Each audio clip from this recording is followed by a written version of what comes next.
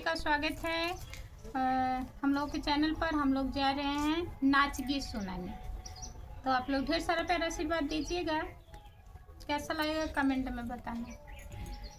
उड़ता चिड़ैया